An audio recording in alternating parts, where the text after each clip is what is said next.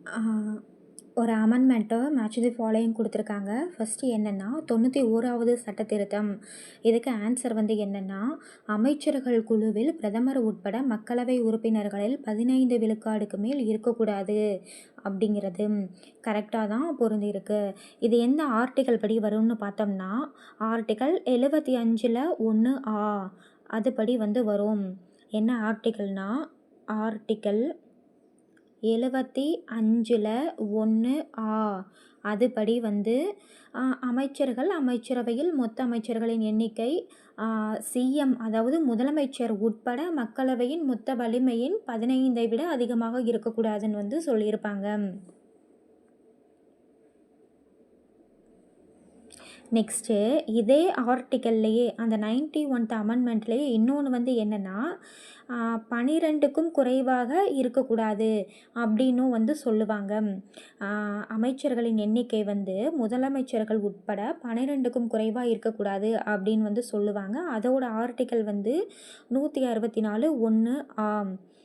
அதாவது அமைச்சர்களோட எண்ணிக்கை முதலமைச்சர்களின் எண்ணிக்கையை விட 15% மேலே வந்து இருக்கக்கூடாது அப்படின்னு சொல்கிறது வந்து என்னென்னா ஆர்டிக்கல் 75 1A.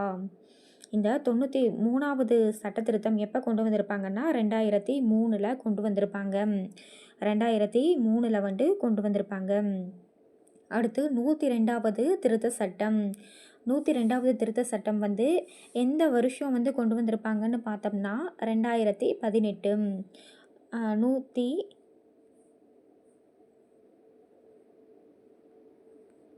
102வது சட்ட திருத்தம் வந்து 2018ல் வந்து கொண்டு வந்திருப்பாங்க. 2018ல் வந்து கொண்டு வந்திருப்பாங்க.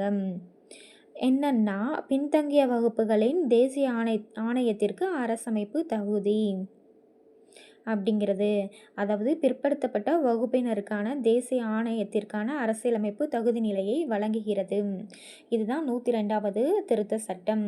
அடுத்து 105வது திருத்த சட்டம். 105வது திருத்த சட்டம் வந்து என்னென்னா, சமூக மற்றும் பொருளாதாரத்தில் பின்தங்கிய வகுப்பினரை கண்டறிந்து குறிப்பிடும் அதிகாரம் மாநில அரசுக்கு மீண்டும் வழங்கப்படுகிறது.